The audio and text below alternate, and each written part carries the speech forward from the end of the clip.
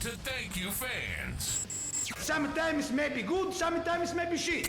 Presented by Bleacher Heads. We're here to break down sports the way fans actually live it. Oh no! We suck again! Online, overreacting, and looking forward to next year. Let's get angry.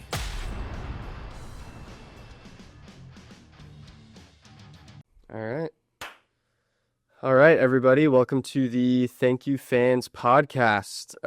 I'm here. My name's Luke, Zach, and we're going to talk about some sports. So first things first, we got to get it off the bat. Last night, Edmonton.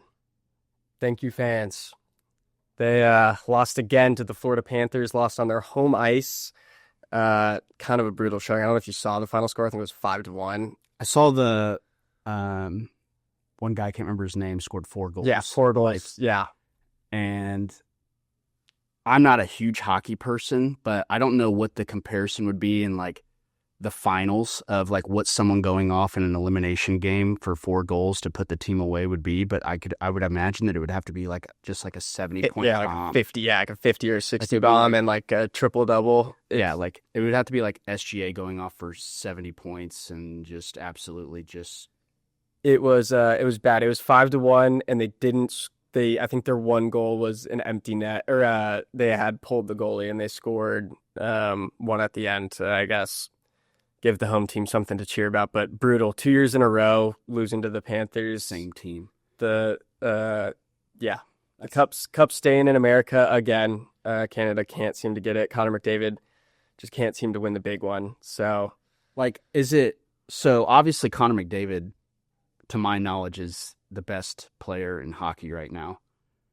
Is it an issue of Edmonton just doesn't have enough firepower? I know Florida's just a juggernaut. They're an absolute juggernaut. Florida's coached well. They don't have any weaknesses, and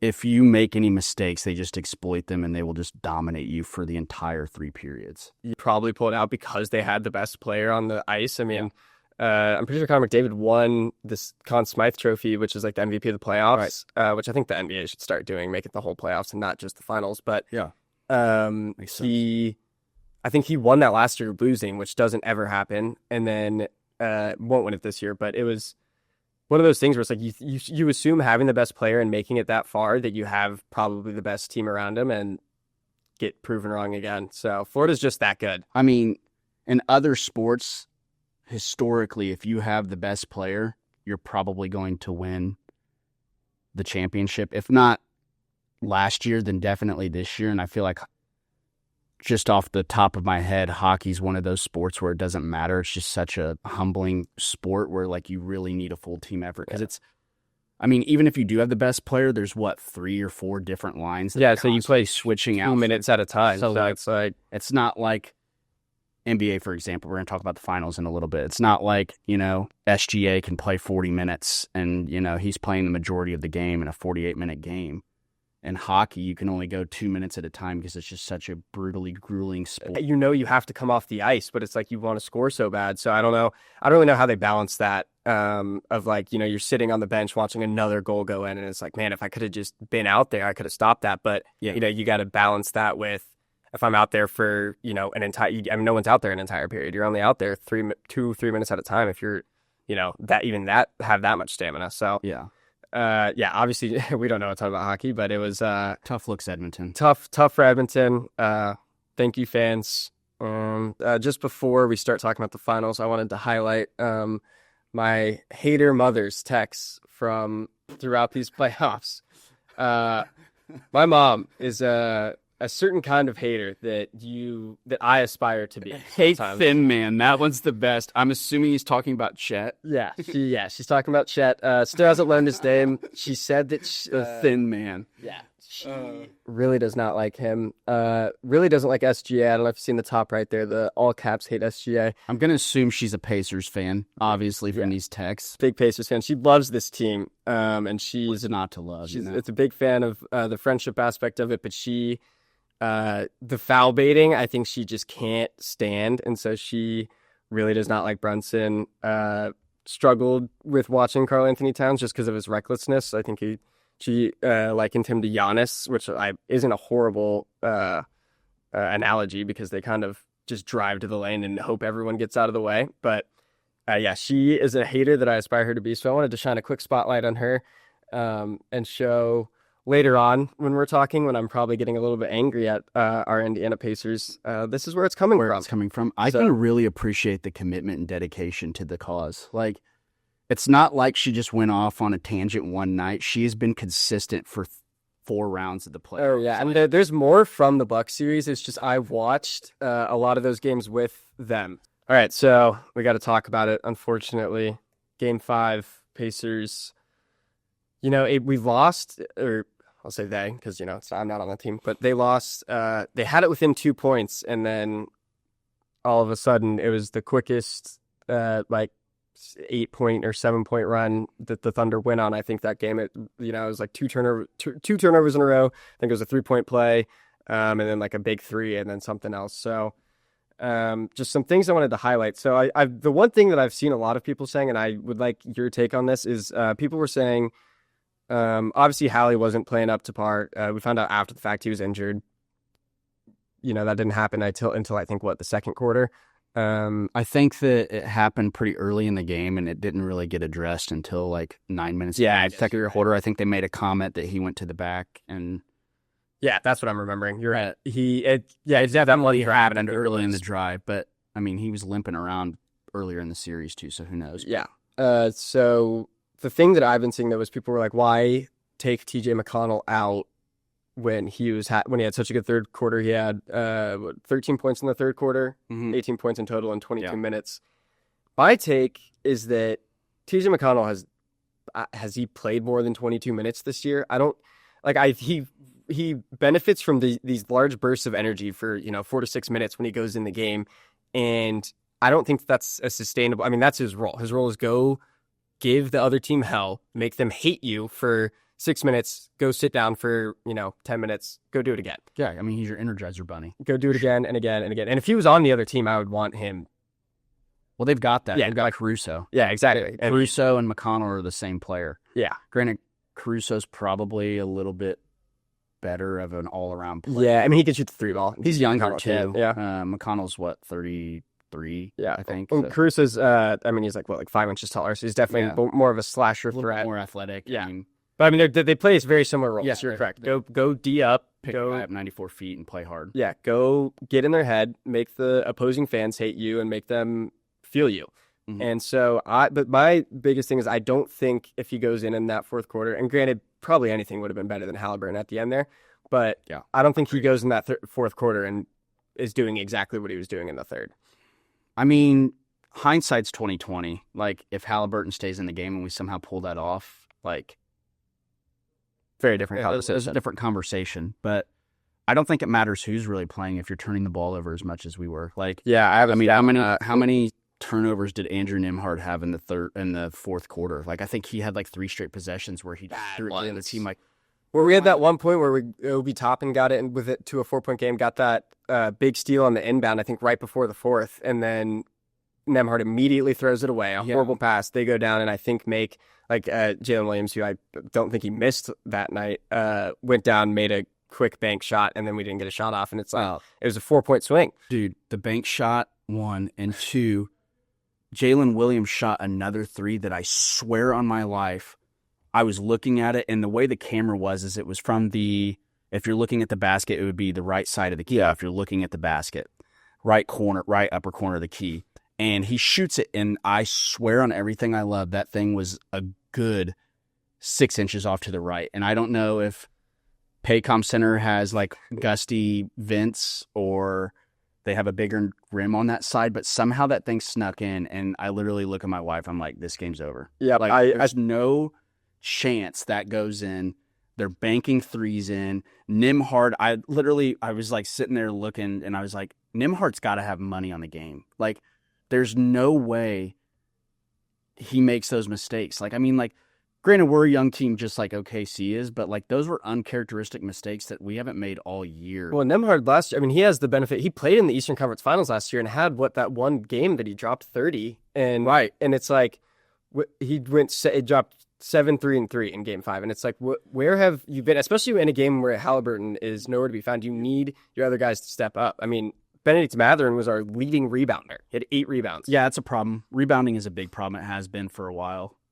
Love Miles Turner. Love everything he's ever done for the Pacers and his commitment to the team and things like that. But we really need somebody to rebound. And losing Isaiah Jackson early in the year, who was a big catalyst for us in the playoffs last year against the Knicks and those series, like getting those rebounds, like there's just a perfect storm of things. And credit to OKC too. I mean, OKC's just a juggernaut on defense.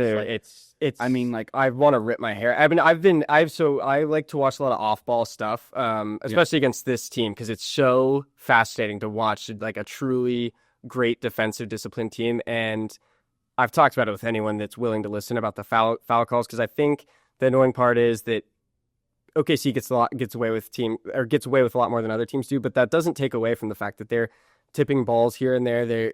Even on possessions that don't result in turnovers, it's like they're in your face and they don't make mistakes. So it's like one of the reasons Hallie couldn't do anything. Anytime he drove, he was on his heels immediately. Yeah. I mean, and he had nothing. I think that injury definitely played a factor for sure. But I like, it's not like everybody shouldn't be shocked that this is happening. Like, if you remember back to the Denver OKC series, and correct me if I'm wrong, I don't know the correct stat, but I want to say Jokic was averaging like 5+ turnovers. I think you're right. At least he takes care of losses. And like, I know the discourse on Hallie right now is negative just because obviously like it's fresh and like the freshest thing we have in our mind is that he just laid an absolute stinker. But like, this is stuff that OKC has been doing for the entire playoffs. Like, Halliburton historically takes care of the basketball. Like, he's got that crazy stat of like, he's got a couple triple doubles with no turnovers or something, and that's like the only other person that's ever done that is like Magic Johnson and Oscar Robertson. With some like greats, guys that are literally revered as the greatest players of in the NBA history. Like, and they're making Halliburton look like a turnover machine. Like, yes, and it's partly Halliburton, but it's a lot of credit to OKC too. And like, I think OKC is getting fairly talked about for sure. Like, I think the media is definitely gassing them up a lot more than what they are. I think the Pacers could beat them. I don't necessarily feel great about the series, but I don't think that the Pacers are that unevenly matched with the Thunder. I think that this is a lot better series than people thought it was going to be.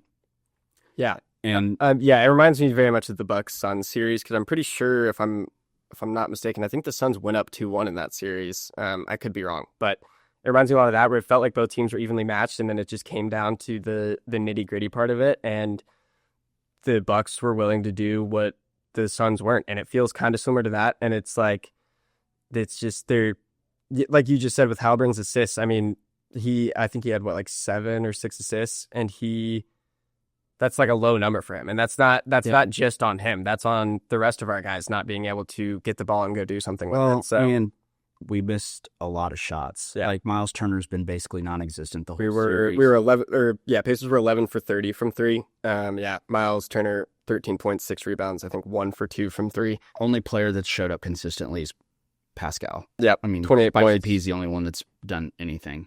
Neesmith had he had a sneaky 14 points. And he looked, I thought, pretty good. He had some energy there at the end. I don't know if you remember obviously everywhere. It was the Euro step heard around the world, as people are calling it. Tony Bradley in transition, taking. I think I felt his footsteps from Indianapolis, all the way from OKC. You know who he reminds me of? Is a less athletic JaVale McGee. Yeah, like if Shaqtin' a Fool was still a thing, Tony Bradley would be all over that thing because he looks like a baby gazelle running up and down the floor. He's so big, but he's just so uncoordinated. Like.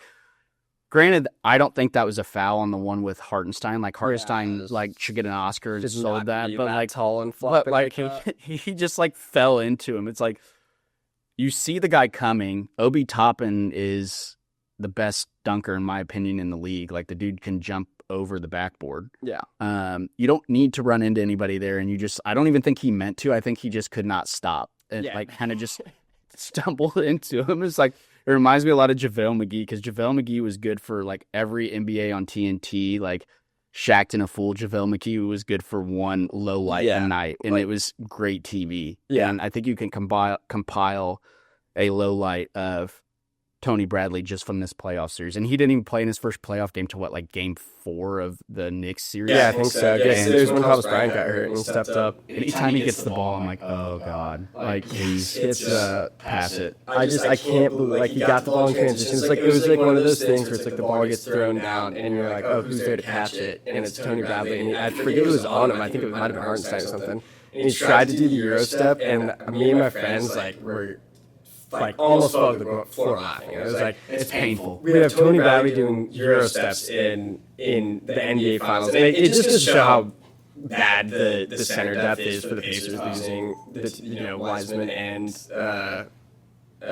Jackson. But it was one of the funniest low lights I've seen. And then when he got fouled, and I think he made both free throws for him. Oh, he's a good free throw shot for his size. It was like it's just like, oh my God, what it's is a heart attack every time he touches the ball. Yeah. And when he does touch the ball, like 90% of the time he's fumbling it to the other team. So yeah. So talked about the Pacers a little bit. Obviously, not a good performance for them, but you got to give it up to the Thunder a little bit. I mean, Jalen Williams with 40 bomb. One person I wanted to shout out was I think it's Cason Wallace. It felt like any time the Pacers were starting to claw back a little bit, he would hit a big time three, and I think he went like 3 for 4. Wiggins was lights out. Yeah, Unbelievable. Wiggins, yeah, another. He's a good 3-point shooter, but like, he hadn't been doing that for most of these playoffs. Role players play better at home. Yeah, but yeah, 14 points, 4 for 7 from 3 by Wiggins. So he has been a Pacer killer this series. He stepped up. I think it's the second game that he's really stepped up in a position like that where he's hit some big time shots.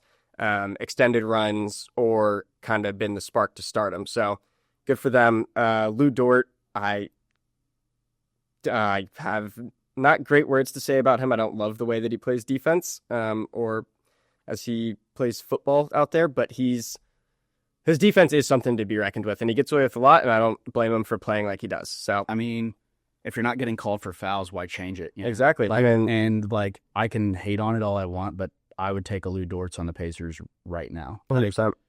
I think Lou Dortz is what we really, really want Neesmith to be defensively. Like, they're similar builds. They're both bigger guys. Like, they're like only like 6'3", 6'4", stocky guys, but they're like, Lou Dortz is built like a linebacker. Dude. He just doesn't move when you run into him. Yep. Unless TJ McConnell runs into him and you get the flop call, which is, whole nother thing. But hey, man, if you can get the calls, whatever. Like, yeah, hopefully, at this time tomorrow, we're talking games highly of the Pacers, and maybe we'll get some little magic going our way, some devil magic, as they say. All the other fans that we sent home packing. Yeah, we'll see. As of right now, we don't know the status of Tyrese's calf. Obviously, did you see what Carlisle said on local radio? This was probably at this time that this is recording. This was probably about an hour and a half ago. And he was definitely doing some gamesmanship. Like, they kind of asked him status, and he's like, well, he's a game time decision. Everything's kind of, or he's going to be evaluated closely over the next 36 hours, blah, blah, blah. Somebody asked him a really good follow-up question about, hey, do you think, with how much he's played with the Olympics and last season, the deep run, and then this year and not really getting a break, do you think it's taken its toll? And in typical, legendary coach status, wanting to keep his cards close to his chest, Carlisle was just like, everything's on the table right now. And that kind of ended that talk. But I think there's some gamesmanship going on there. If I was a betting man and as a hopeful Pacers fan, like, you want him to play, but I just don't think that he's going to. I think you have a risk of making this a lot worse than, where it's at right now. It's soul crushing, but I think the negatives outweigh the positives far too much to have him definitely, at least in Game 6, play. Yeah. One thing about Rick Carlisle is he's going to use the media to his advantage. And I thought it was, we probably don't have too much more to talk about on this game, but I think it was hilarious that he was, talking up Scott Foster and talking about how elite these referees are this series. And then Nemhard gets very obviously tripped. And no call. And he absolutely loses his shit on the ref and immediately gets a technical foul. And I think he kind of wanted one and was like, I'm not going to, which is exactly what you want from your coach. You want him to go and stand for his guys. But it was hilarious that it's like, I think he kind of felt cheated. He's like, what the hell, man? Like, I was just in the media trying to talk you guys up, and then you're going to let them get away with that? Like, are we serious? I'm really pulling for Scott Foster to come back game 6. The extender. Just because hopefully he saw what Rick Carlisle said and it's like, you know what? I'm going to play into what everybody calls me. I'm the extender. I'm going to extend this series to game 7. And if a game 7 happens, who knows? Like, it's the best 2 words in sports, game 7. Like, anything can happen then. It's you know, you just got to be the hot team that night and good things happen. So we're due for a Pacers magnet ball. Yeah, we're due for that. We haven't had that this series. I keep saying we're due for a Nimhard Turner game, and it doesn't happen. So I mean, hopefully you're due until you're not. So let's hope we're due. Scott Foster, if you're watching this, I will gladly put money on Pacers money line for you. So just give me a call. We don't need to make it a whole thing. Send me a few bucks. I'll put it in FanDuel. And then we could talk after the game, depending on if you do your job. So just remember what Carlisle said about you. Said you're an elite referee. Probably just bought you a few more years on your contract. Just do the right something thing. To think about. Do the right thing. Do the right thing. Do the right thing, Scott. So I think that's pretty much it on the Pacers and OKC front. So that means we can move on to college. WNBA. Can we preface this whole thing just by saying Sophie Cunningham is a total gangster? She's awesome. I was like, I think James Johnson being an Indy, maybe he gave her a little some words on how to be an enforcer in the WNBA. So I don't know if this is true or not. This could totally be me seeing someone just tweet this, but it was from a blue check mark, and I don't remember who it was. But someone said that Sophie Cunningham is like a 2nd-degree black belt in like jiu-jitsu or something. And the way she grabbed the back of, I don't know. She went to grab. What was the girl's Lacey? Was it JC or JC? I don't remember watching it. Sorry, I don't know her name. I'm not. Was it like Houston or something? I'll look it up. I'm not too in par with Connecticut's roster, so. But I do know that Sophie Cunningham put her in a tight clinch and was like basically whispering in her ear and like big brothering her, and it was legendary. Like I was watching that live last night with my wife, and I had it on too. I didn't see I saw the after stuff because I was like making dinner, I think, or so. I don't really remember what I was doing, but I came back in and all of a sudden like everyone's on the court, stuff's going crazy, and I was like, what is going on? So I rebounded a little bit. I thought it was just hilarious. So I guess we didn't show the clip. So JC had poked Caitlin Clark in the eye earlier in the game, and then that resulted in a little bit of a kerfuffle. Caitlin Clark got shoved to the ground. Things happened. So then JC's on a fast break. Sophie Cunningham's the only one on her, and kind of just bear hugs her and lets her know you're not going to do that to my point guard, which I absolutely love. I think the WNBA needs more of this stuff. We've been waiting for somebody to do it. Like, regardless of how you feel about Caitlin Clark, like obviously we're biased because we're from Indiana, but like regardless of how you feel about her, like I get it if you're a hater, whatever, that's cool. That's what sports needs that. But regardless how you feel, like you have to protect your meal ticket. Like I hate to say it that way, but like, well, even Kelsey Plum was even like, it's so hard to get up and like want to go play when it's like I'm getting like scratches on my face and my arms and like my back, and there's just nothing's getting called. So it's like it's an officiating issue that. It's like, I don't know if they want them to be more physical to try to get more eyes on them or what, but yeah, you need to protect your girls that are drawing the eyes. Cause I mean, right now it's Caitlin Clark. Paige just got into the league. Next year it's going to be someone else. And so, I mean, yeah, like Juju Watkins is coming eventually. Yeah. Like, it's just like the old guard, like hates on the new guard. And it's like, this is what you guys wanted. Like more eyes are on the sport. It's great basketball. Like if you're realistically, like if I have kids and I'm teaching them how to play, I'm not showing them NBA highlights. I'm showing them WNBA highlights because all these women play the right way. Like, there's no traveling. There's no push-off BS. Like, They play the game the right way, and it's the basketball is being played in the way it was designed to be played. Like, yeah, it's in its purest form. The one thing I was going to say, so I touched on it earlier, my mom being a real hater. So she, I think, is just now finally coming around to Caitlin Clark, which is what, really? This is year 2 for her. So she could not stand her at Iowa. I can see that. Drove her insane. Yeah. And when she found out she was going to the Fever, she was like not happy about it at all. And I was like, yeah, I had to convince her. Like she even got a Fever shirt or a Caitlin Clark shirt from her company, and she just gave it to me. It was before she had started playing for us, but I thought it was very funny. She just like was so. She was like, she's a flopper. She complains all the time. She does all this stuff, and I was like, yeah, but now she's our flopper. She's our complainer. She's also one of the best players in the WNBA, and she's Can't deny her talent. Yeah, I mean, Can't deny her talent. All those other things you said, true. Yeah. She is those things, but she's a damn good basketball player. And in my opinion, she's the best basketball player in the WNBA. Like, I haven't really been watching a whole lot other than the Fever. I do know that Paige had like a pretty solid game. Her team she's in a similar situation to Caitlin last year. Oh, they're garbage. I mean, there's a reason they had the first overall pick, and that's why Paige is on that team. So yeah, like she's a great player too. So should be fun for years to come to watch. That I think that's the real rivalry. Yeah, I mean, I'm looking forward to watch this summer. Those two going at it, like, oh yeah, Angel, like the whole, like, I've got an opinion on all that stuff, but like we won't get into. Angel Reese needs another big to have a rivalry with. I don't think it makes sense. She wants to be like, it's not a rivalry in my mind. Like, I think Angel Reese, like her rebounding is very impressive. I do think she needs to get with someone that can teach her how to make a contested layup. Yeah, she needs to learn how to finish through contact.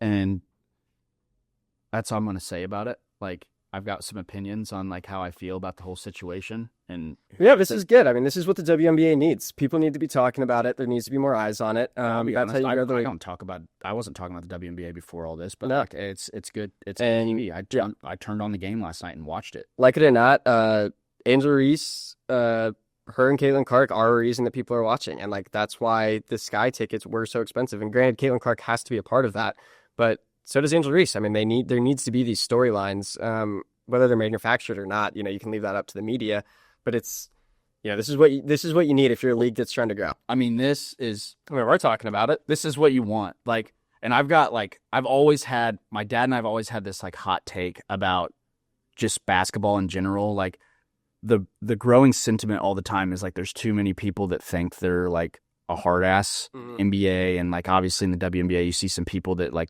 always want to like push Caitlin Clark's buttons and things like that. I think that the NBA and the WNBA, this is probably a scolding hot take, but I think it would make for great TV, and you would see a lot less BS going on and a lot less hard fouls and like people, being more civil and better basketball being played. The WNBA and the NBA should adopt hockey rules, and you should have to wear mandatory wristbands. And just like in hockey, when they shake their gloves and they're like, "You ready to go?" Like, grab the wristbands, and if the person that you're trying to, fight is about it, they're going to take the wristbands off you, and you go to center court and you duke it out. Like, I think that would be great. Like, tell me in the NBA, like, how many people did, like, Draymond Green, like, acts the way he does, because I don't think anyone's going to, like, he doesn't think anyone's going to swing on. Fight. But like, think about it. That's why, like, you would have an enforcer. So, like, if Draymond Green's, like, who was that dude guy, Grayson Allen? Like, yeah, if Grayson Allen's, like, doing stuff to Halliburton or something, and, like, or there's an enforcer, like James Johnson comes in, shakes the wristbands, takes them off, and Grayson Allen and James Johnson duke it out. Then at that point, James Johnson really does serve a purpose to the team. I think that would be great TV. It would be. I mean, it would make for great TV. This could be another league. Adam Silver. Yeah.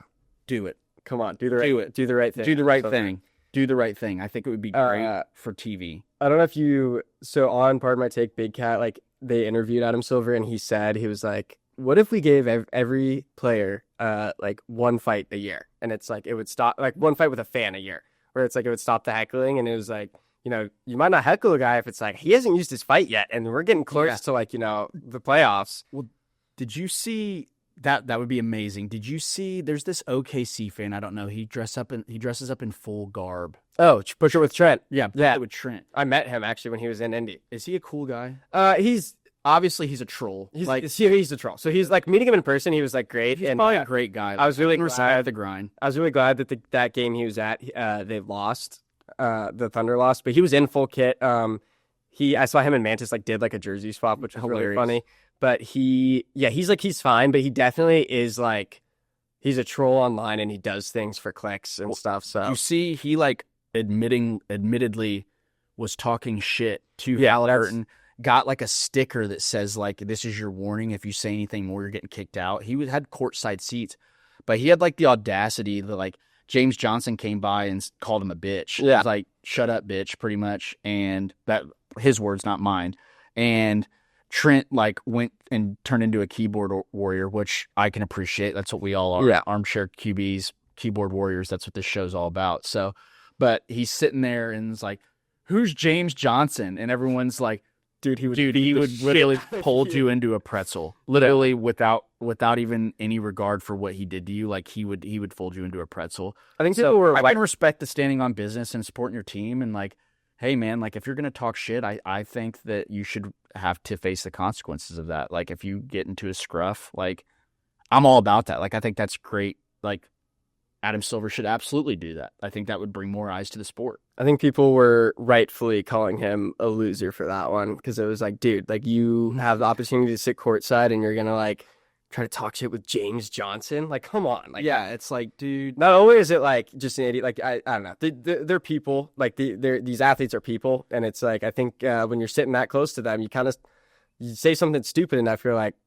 oh shit. It has been refreshing though, and I will give OKC their flowers. I did earlier on their team, but like their fans in general, that stadium is incredible. Yeah, like it's they're loud, they're into it, they're passionate. Like I can appreciate that, and like I'll give them their props. Like that, and they've been respectful. Like I mean, they haven't been like Bucks and Knicks fans are unbearable. Like they're still hating.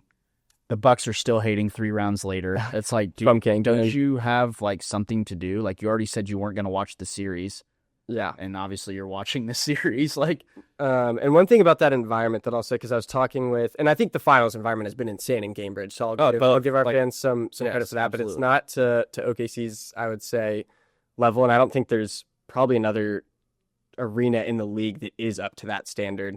And I think part of it, one of my friends said this, was a lot of fans of the Pacers, like that's their second favorite team. And granted, you're in Indiana. There's only one pro basketball team, and people are going to be fans. But a lot of these fans are diehard IU or diehard Purdue basketball fans, and so it's kind of hard to not hard, but I can understand that it's the like general feeling is a little bit different than when you're in OKC, and that's all you have is Oklahoma City Thunder and so, the Sooners. Yeah, and the Sooners, but Sooner baby.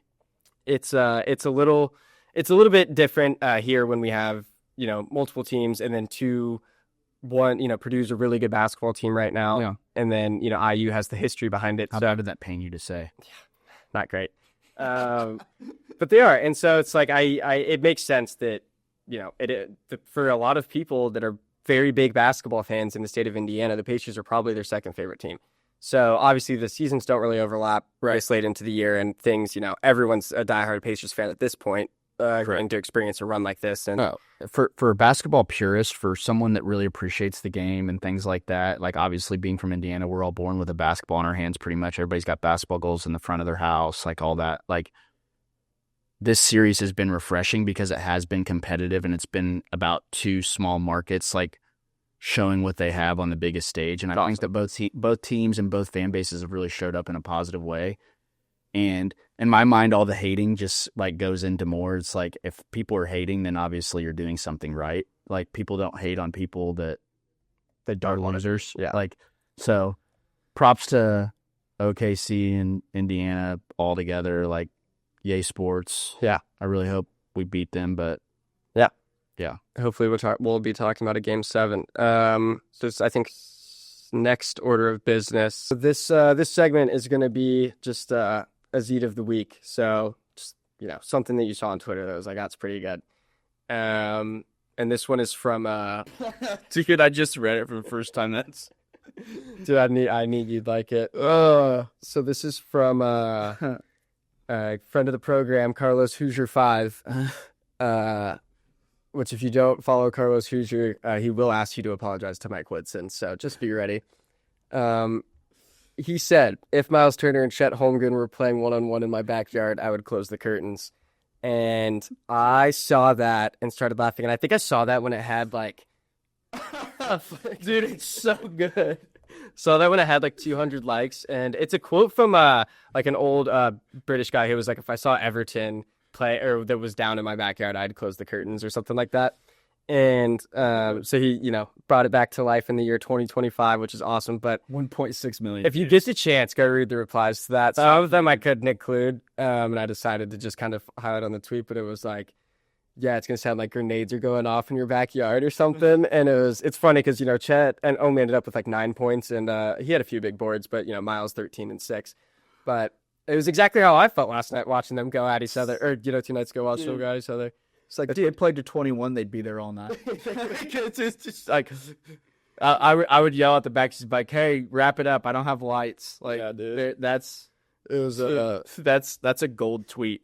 Do you know how many likes it got? It got like 26K. I cropped that part out. 1.6 million. That's, Right? that's viral. Yeah, I think it got like 30K likes. And he's some people were like giving him hate in the comments, and all his replies were just like, "I own you, Yeah. You're mine," or something. It was like so funny. And just a great troll. But yeah, just something I wanted to share. Thought it deserved more than 1.6 million views. That's gold. I'm sure the few people that watch this will get it. So, Mom and Dad, I hope you found that funny. And yeah, so I think that'll just about do it for this one. Be sure to go check out Bleach Your Heads. And then, yeah, first episode of Thank You Fans drop in should be, I think, every Thursday. So, Sweet. got anything to add? Happy to be here. Hopefully our next episode we don't have to do another Thank You Fans for the Pacers, but it's a very good chance we will. We'll be doing Thank You Fans to someone, so. That would be great. So, well, thanks for listening. We'll catch you next week.